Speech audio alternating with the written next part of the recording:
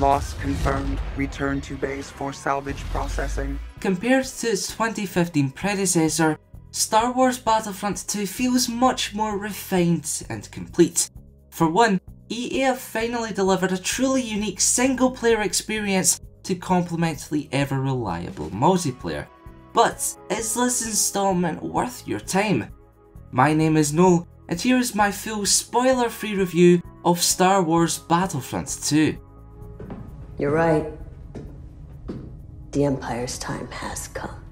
Following fan backlash over Battlefront 1's severe lack of single-player content, Motive Studios have introduced an all-new campaign mode this time around that sees you play as Iden Versio of Inferno Squad. And while it does seem a bit tacked on, with a total playtime of around 6 hours, the voice acting and motion capture performances allow for compelling cutscenes and immensely enjoyable firefights. Ask, take the first tie. Get the corpus ready for retreat. Yes, Commander.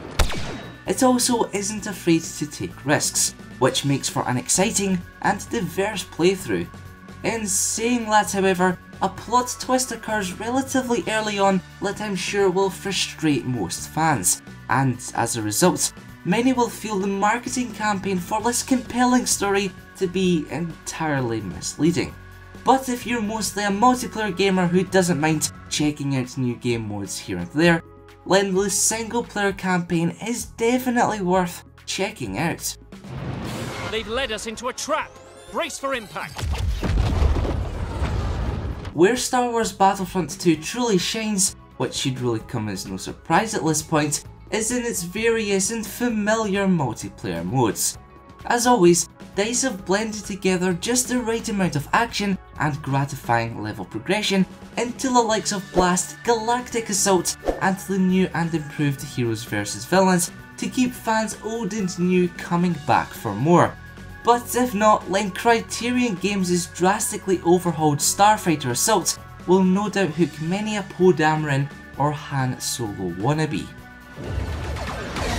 We've met our match. Retreat while we still can. Unfortunately, Star Wars Battlefront II multiplayer suffers from many of the same drawbacks that plagued its 2015 predecessor. For example, Galactic Assault still feels too grandiose for what it actually is. Too many times will players find themselves in a cycle of spawning, running for a few minutes straight only to die and then spawn once more. Moreover, it's something of a rarity for attacking teams in Starfighter Assault to complete their allocated objectives given some rather awkward balancing issues. On the contrary, each of the heroes and villains, regardless of their force sensitivity or choice of weapon, feel just as strong as the next, and so you never feel pressured to pick the same 2 or 3 Jedi or Sith every game. Step aside. Turn over your commander. It's just a shame there's absolutely no way to view key statistics like your kill-death ratio, which, while fine for the average gamer, will frustrate many of the more hardcore players out there.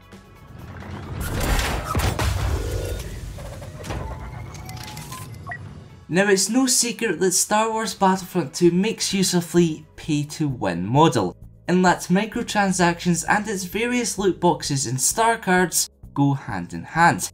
And while it's easy to identify with the majority of fans who simply shun any mention of the dreaded M word, it's a little unfair not to side with EA here given their decision to forgo paid DLC.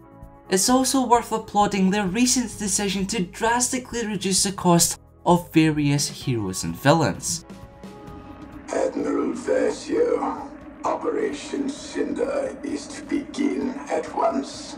With a competent single player mode and yet another truly addictive multiplayer experience, Star Wars Battlefront II stands head and shoulders above its somewhat rushed and lacking predecessor. But behind the stunning graphics and seamless gunplay lies some of the same problems which plagued Star Wars Battlefront of 2015. So while I personally enjoyed my overall experience, I can't help but think EA are yet one sequel away from truly reaching the heights this beloved franchise so rightly deserves.